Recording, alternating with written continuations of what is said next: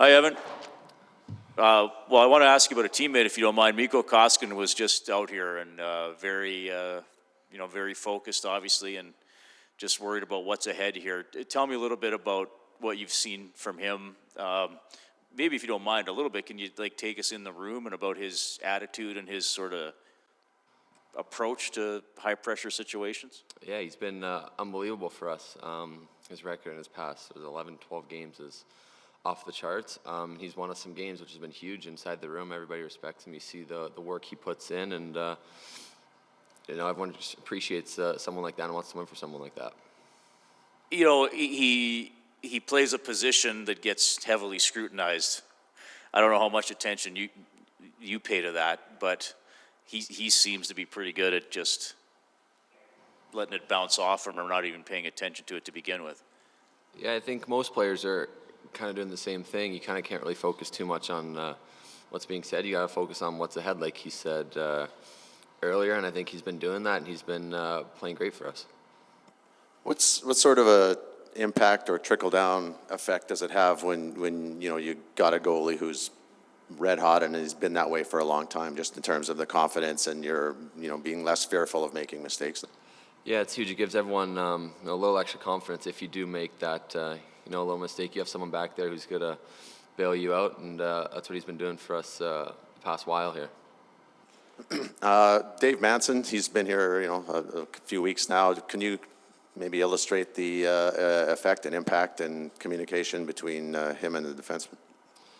Yeah, it's been great having him here. I had him in Bakersfield. I really respect him. Everything he says, you kind of listen. He's been through the process. He's played and coaching. He's been great. I think everyone just really respects him and wants to do good for someone like that.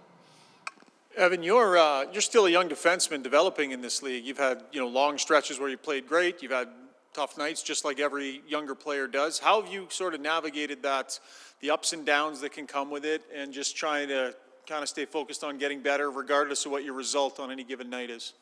You kind of gotta forget about once the game's over. It's kind of think about it and forget about it. That's what I think makes great players great, the consistency, and I think that's something I definitely have to work on. But it's kind of just forgetting about things once it's over. Is there anything from Duncan Keith that you've pulled out of having a guy that has that level of experience? Is there any one or two things you've noticed or that you apply?